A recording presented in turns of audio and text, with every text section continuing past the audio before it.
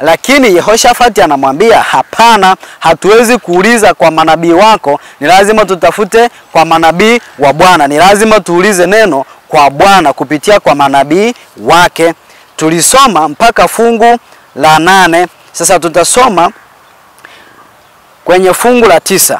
Anasema, na kama ambavyo nimekutahadharisha, wakati wowote unapotaka kujua neno, ni afadhali uulize kwa nabii. Bwana amenikumbusha kitu ambacho natamani pia nikusomee katika ujumbe wa nabii, katika ujumbe wa Ellen G. White. Kanisa letu lina nabii. Ellen G. White ni nabii wa Mungu. Leo kanisani kuna watu ambao kwa sababu ujumbe wa nabii unapingana na mipango yetu, ujumbe wa nabii unaondoa matakwa yetu, na kwa hivyo tunauchukia ujumbe wa nabii, kama ambavyo Ahabu ndani ya kanisa alikuwa hampendi nabii kwa sababu nabii hajawahi kumtabiria mema. Leo hii kanisani kuna watu hawapendi ujumbe wa nabii, ni kwa sababu ujumbe ule unazungumzia kuhusu mipango yao, unazungumza kuhusu dhambi zao, na kwa hivyo ikiwa dhambi ya mtu itaguswa, huyo mtu hugeuka kuwa muuaji. Na ikiwa tunaipenda dhambi kwa sababu wengine dhambi ni sehemu yetu ya maisha, pale ambapo ujumbe unakuja unagusa hata dhambi zetu, unagusa maisha yetu wenyewe, tunauchukia na hatutaki wala wanaousema, na badala yake tunageuka na kuwa wauaji. Ahabu alikuwa hamtaki Mikaya kwa sababu Mikaya anasema neno la Bwana, lakini Yehoshafati mfalme wa Yuda, yeye alishikamana na Bwana. Anapotaka kutafuta shauri anatafuta kwa Bwana. Kwa hiyo na wewe Mwadventista mwenzangu, Mkristo mwenzangu, unapotaka kujua chochote kuhusu Bwana, ni afadhali uulize kwa Bwana. Sasa kuna nukuu katika kitabu cha Nuru za Uzima, ukurasa wake ni ukurasa wa 46. Nabii wa Mungu anasema hivi: mimi ninamwamini Ellen G. White kuwa ni nabii wa Mungu kwa sababu ushuhuda wake haupingani na neno la Mungu.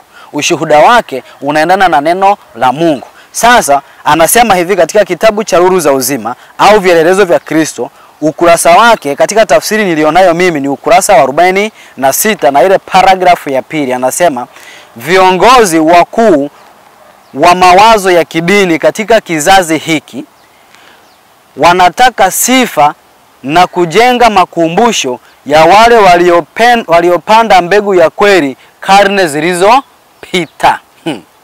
Nitarudia. Viongozi wakuu wa mawazo ya kidini katika kizazi hiki tulichomo mimi na wewe, wanatamka sifa na kujenga.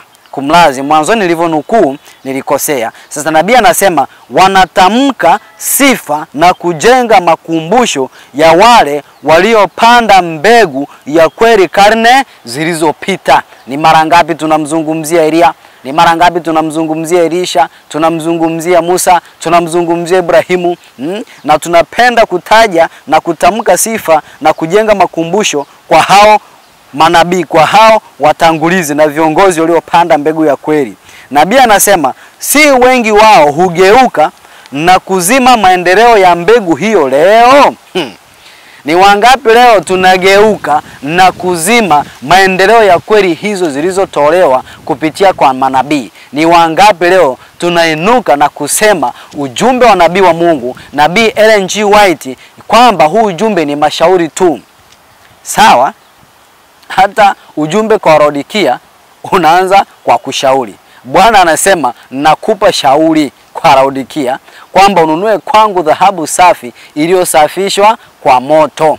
Kwa hiyo kama tukisema ujumbe wa nabii kwamba ni mashauri, na Bwana anatushauri kwamba tununue kwake dhahabu iliyosafishwa kwa moto. Kwa hiyo kama ni mashauri, wewe na mimi kama tukiweka pembeni na kusema ni mashauri, yatabaki kuwa mashauri, lakini hili ni neno la Bwana. Sasa nabii anaendelea kwa kusema kilio cha zamani kinarudi. Sisi tunajua kuwa Mungu alisema na Musa, bali yule hapa, na wanamzungumzia Kristo, bali yule hatujui atokako. Hii ni Israeli, kanisa la Mungu linasema juu ya Kristo kwamba hawajui atokako. Leo imefikia hatua tunasema hatujui nabii atokako, kwa sababu ikiwa tunaukataa ujumbe wa nabii, ni dhahiri na kusema kwamba hatujui huyu nabii anakotoka. Anaendelea kwa kusema Na hiyo ni katika Yohana sura ya 9 fungu la 29. Sasa nabii anamalizia kwa kusema maneno haya ambayo ni mazito. Anasema, kama ilivyokuwa miaka ya zamani, ukweli pekee kuhusu wakati huu unapatikana, si kwa wakuu au viongozi wa makanisa, bali kwa wanaume na wanawake ambao hawajaelimika mno ama hawajakuwa na hekima kiasi cha kutolijali neno la Mungu. Kwa hiyo ukweli wa maandiko matakatifu unapatikana si kwa viongozi wa kidini au kwa watu wakuu wenye hekima ambao wameelimika kiasi cha kutolijali neno la Mungu, bali ni kwa wale ambao wamejikana nafsi, wale ambao hawatumaini hekima zao. Ujumbe wa Bwana na ujumbe wa wakati huu unapatikana kwa watumishi wa Mungu hao. Unapotaka kutafuta shauri la Bwana, ni afadhali utafute shauri la Bwana kupitia kwa nabii. Huu ni ujumbe ambao nabii anatuasa kwa wakati huu. Sasa tugeukie Ahabu na Yehoshafati, na hawa ni Waadventista wa Sabato. Na ni wafalme, viongozi wa ngazi za juu, lakini wao wenyewe mmoja anaamini nabii na mwingine anamkataa nabii. Hii hali haipo kanisani. Hii hali ipo kanisani leo.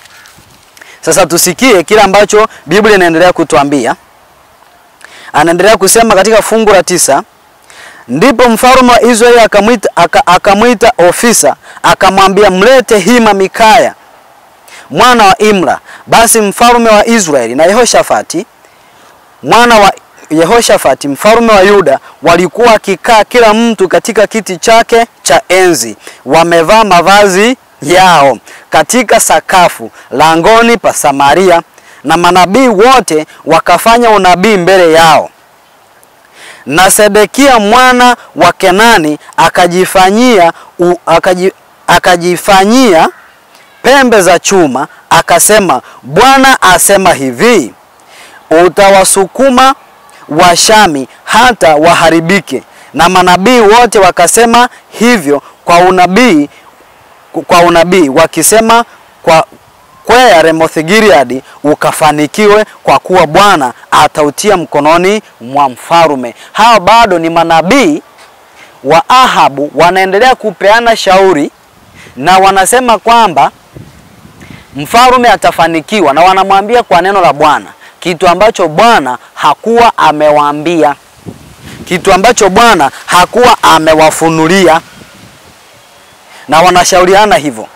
Lakini tusikie kile ambacho nabii wa Mungu alipokuja akasema. Na tunapokuwa tukisoma huu ujumbe, jaribu kutafakari. Wewe ni Mwadventista kama mimi, ni Mwadventista wa Sabato. Je, wewe ni miongoni mwa watu ambao wanamchukia nabii eti kwa sababu anasema ukweli? Usitafute njia ya Ahabu, tafuta shauri la Bwana, tafuta shauri la Yehoshafati. Yehoshafati alitafuta shauri kwa Bwana na si mahali pengine. Fungu la 13, Wafalme wa kwanza sura ya 22. Biblia inasema, yule mjumbe aliyekwenda kumwita Mikaya akasema, angalia sasa, maneno ya manabii kwa kinywa kimoja husema mema kwa mfalme. Sawa, neno lako naliwe na kusihi kama neno la mmoja wapo wao, ukaseme mema. Huyu ni Mwadventista Msabato, ni mtumishi wa mfalme Ahabu, anaungana na manabii wa Ahabu kumshawishi nabii Mikaya kwamba apindishe ujumbe na aseme kila ambacho Bwana hakumtuma. Sasa maneno hayo leo hayasemu kanisani. Tusikie kile ambacho nabii anasema katika neno la Bwana. Nabii Isaya sura ya 30, ukisoma lile fungu la 9 kuelekea fungu la 10, tutasoma mpaka la 11.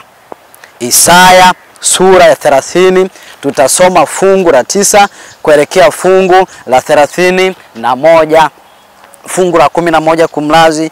Neno la Mungu linasema hivi, Isaya sura ya 30 fungu la 9, kwa maana